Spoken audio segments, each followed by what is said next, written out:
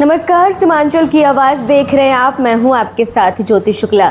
केंद्रीय मंत्री चिराग पासवान ने बिहार की राजनीति से लेकर बंगाल के विवादित बयान तक कई मुद्दों पर खुलकर अपनी प्रतिक्रिया दी। तेजस्वी यादव के इस बयान पर, जिसमें उन्होंने आरोप लगाया था कि पुलिस जाति देखकर अपराधियों को गोली मार रही है, चिराग ने तीखा पलटवार किया। चिराग पासवान ने कहा कि आज 21वीं सदी में भी जाति की राजनीति करना दुर्भाग्यपूर्ण है। उन्होंने साफ कहा कि अपराधी सिर्फ अपराधी होता है, उसकी कोई जाति नहीं होती। उन्होंने याद दिलाया कि एक समय बिहार अपराध और अपराधियों की पहचान से बदनाम था, लेकिन अब अगर अपराध पर नियंत्रण पाना है तो अपराधियों के खिलाफ सख्त कार्रवाई जरूरी है। सम्राट चौधरी के उस बयान पर भी चिराग ने प्रतिक्रिया दी, जिसमें जाति देखकर गोली मारने की बात कही गई थी। चिराग ने इसे तेजस्वी यादव पर किया गया व्यंग बताया। वहीं बंगाल में टीएमसी विधायक हुमायूं कबीर के गाय की भी कुर्बानी होगी वाले बयान पर भी चिराग पासवान ने कड़ी आपत्ति जताई। उन्होंने कहा कि इस तरह के बयान से समाज में आग लगाने वाले और देश को बांटने की कोशिश करते हैं।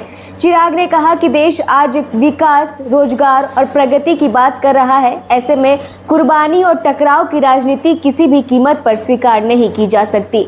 इसके साथ ही बिहार में हर साल 20,000 शिक्षकों की बहाली के राज्य सरकार के फैसले का भी चिराग पासवान ने स्वागत किया। उन्होंने कहा कि ये युवाओं और रोजगार के लिए बड़ा कदम है और इससे हजारों युवाओं को अवसर मिलेगा। बताइए किस तरीके की भाषा है। अब अपराधियों में भी अगर ये जाति तलाशेंगे, 21वीं सदी में अगर 21वीं सदी का कोई युवा आज भी जात पात, धर्म, मजहब के आधार पर बातें करता है, ये कतई स्वीकार्य नहीं हो सकता। हुई है राजनीति जात पात, धर्म, मजहब के आधार पर, और कई लोगों ने अपनी राजनीतिक रोटियां भी सेकी हैं। पर आज की तारीख में युवा भी अगर वही भाषा बोल रहा है जो आज से 25 साल पहले, 50 साल पहले के नेता बोलते थे, ये गलत भाषा है। आप अपराधियों को जाति में बांटिएगा, आप उनको धर्म में बांटिएगा। भाई अपराधी अपराधी है, बात खत्म।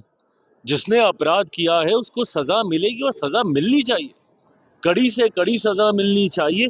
बिहार बदनाम ही इसी बात के लिए होता है कि यहाँ पे जिस तरीके से जंगल राज एक समय में था, अपराधियों का शासन एक समय में था, आज अगर उस पर नियंत्रण पाना है तो उनके खिलाफ कड़ी कार्रवाई होगी, भले वो किसी भी जाति से आते हो। सम्राट चौधरी ने ये कहा है कि जाति पूछ करके इनकाउंटर कीजिए, लेकिन 48 घंटे में कार्रवाई होनी चाहिए। सम्राट चौधरी वो जिस तरीके से नेता प्रतिपक्ष ने अपनी बातों को रखा, उस पर व्यंग कसते हुए मुख्यमंत्री सम्राट चौधरी जी के द्वारा उन्हीं की बातों को दोहराने का काम किया गया। पर आज की तारीख में मैं बिहार की जनता को ये विश्वास दिलाता हूँ कि एनडीए की हमारी सरकार बिहार को अपराध मुक्त करने के लिए जो भी कड़े कदम होगी वो उठाने का काम करेगी। कबीर ने कहा है कि बंगाल में शुभेंदु अधिकारी आग पे खेल रहे हैं।